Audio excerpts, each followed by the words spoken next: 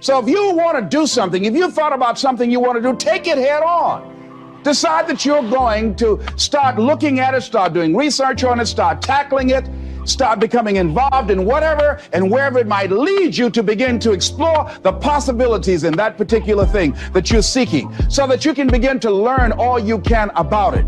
Decide that you're going to face it, that whatever shortcomings you have, that you're going to strengthen yourself there. Whatever training that's required, that you're going to go get that training, that you're going to get started right now. George Washington Carver would say, do what you can where you are with what you have and never be satisfied. S.P. Fuller used to say, and you heard Joe Dudley talk about, always strive to be more than that which you are. Yeah, don't get satisfied with yourself. Always know that wherever you are, you can enjoy more, that you deserve more. But most people, you know what they do? Most people go through life quietly and safely, tiptoeing to an early grave. Find out what it is you want and go after it as if your life depends on it. Why? Because it does. People that have found their passion, people that found the things that they love, people that have found the things that they can pour their lives into, those people live longer. I was in New York and I had to do a seminar at a special church, and a guy by the name of Reverend Johnny Youngblood. And I said, how is it that you were able to build this big housing facility and got all of the various community and religious groups together to have this dwelling for 2,000 residents that were once homeless? How were you able to take on this responsibility? Wasn't it overwhelming? He said, the kind of work I do, he said, it's in me. I've got to live what's in me. And I think that's everybody's desire in life. You got to live what's in you. Life is just too short and unpredictable. But what do we say? But there'll always be tomorrow. Oh no. There's no guarantees you're going to show up tomorrow. There are a lot of people who were here yesterday that they're not here today. There are a lot of opportunities that were around yesterday. They're not here today. Oh, you can wait, but you know what Abraham Lincoln said? Well, good things might come to those who wait, but only the things that have been left over by those who hustle. To build a case on why you can't move on, why you can't grow to the next level, why you can't begin to manifest your greatness, why you can't begin to live life on your terms. Always something there to block you, to keep you where you are and keep you from beginning to develop your true greatness. Always some fear. How do we handle it? And I'm saying that if you've been hiding out behind but, if you've been using the fact that you don't have enough money or you don't have the education, take it head on. Go get the education. I was saying to a guy the other day who was saying, I said, how old are you? He says, 47 years old. I said, your sister tell me that you can't read. He said, that's right. I said, why? Well, you know, I didn't go to school. Excuse me, how old are you? I'm 47. 47? Yes. And you can't read or write? Yes. Have you ever heard of adult school, adult education? Have you decided that you should learn how to read to begin to expand your world? Why are you using that as a racket? Why don't you decide now that you're going to expand your world, that if other people can learn, you could learn too? Well, it's hard for me. Have you been and sit in a class yet? Have you signed up yet? No, I haven't. See, a lot of people say no, ladies and gentlemen, to things, and they don't even know what they're saying no to. They haven't even challenged themselves. He hasn't even gone to sit into a class and say, teach me how to read. Instead, it's been easier for him to go through life, he thinks, trying to play a whole con game, pretending he knows how to do something that he doesn't know how to do. And you know what? Most of us go through life like that. Most of us go through life pretending that we're satisfied where we are, pretending that everything is okay, pretending that we don't have any special goals or ambitions or desires, when really deep down inside we do really want more. But if you look at our behavior, if you judge based upon what we do, that really will tell you some true stories about people, because you have to judge a tree by the fruit it bears, not the fruit that it talks about. See, a lot of people pretend that they want more out of life, but all you have to do is watch their actions. So instead of people living in fear, feeling stressed out, feeling powerless, feeling like victims, I think it should be a time that we need to begin to look at ways that we can become an active force in our own lives. Look at ways when we can decide to take charge of our own destiny. Look at ways when we can decide to design a life of substance and begin to truly live our dreams.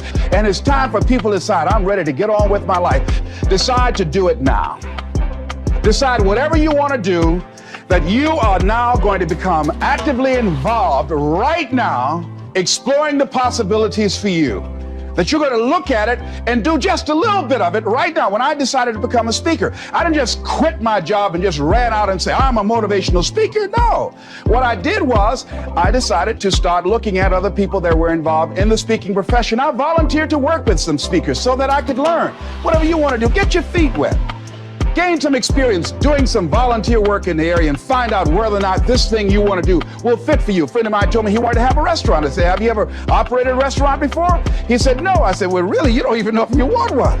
I said, what's your expertise? What do you bring to the table? He said, I can cook real good. I said, well, what about the management side?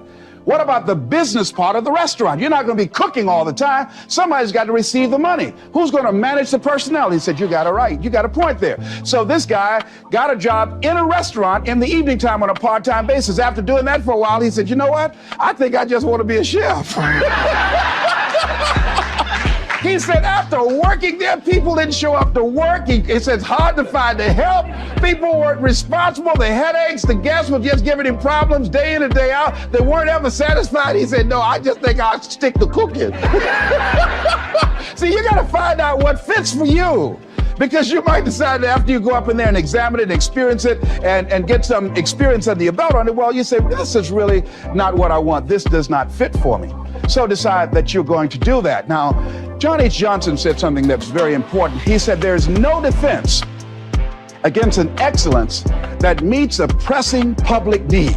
See, whatever you decide to do, look at it and find out what is it that I have that I could bring to the table that can begin to enable me to ensure that I could be successful in this. Where is the opening for you? There's room for you out here. Out here in the arena called life, there's room for you to come out and live your dream. Don't allow but to keep you in the corner or keep you up in the bleachers looking at life, being a spectator, not being a participant, making a difference in life.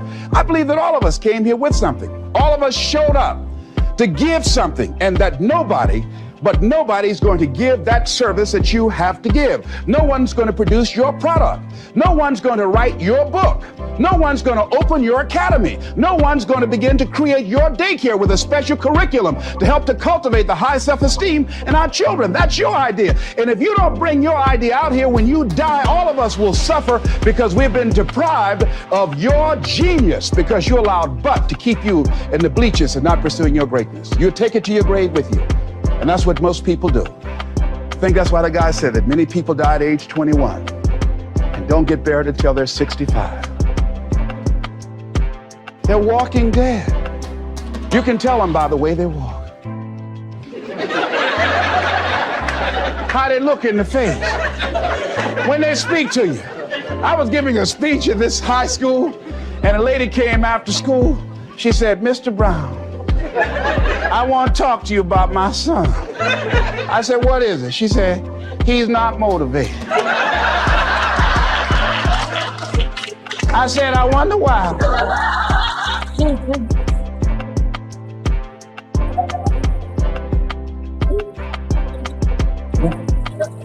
You gotta have energy, ladies and gentlemen. You got to have life. If you're excited about what you're doing, even in the area of selling, you know, people don't buy because of logical reasoning. People buy because of your way of feeling. People don't like to be around dead people.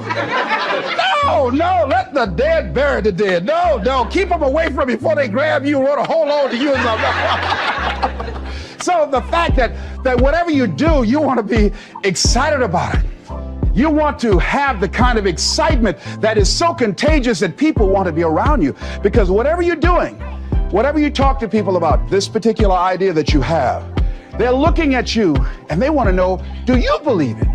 And are you the kind of person they want to be in business with?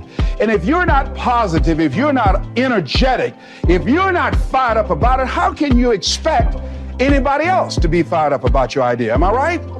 All right, repeat after me, please. I'm going to be fired up about my dream. I'm going to go at it with everything I got. Shake somebody's hand on your right and left and say, you got what it takes.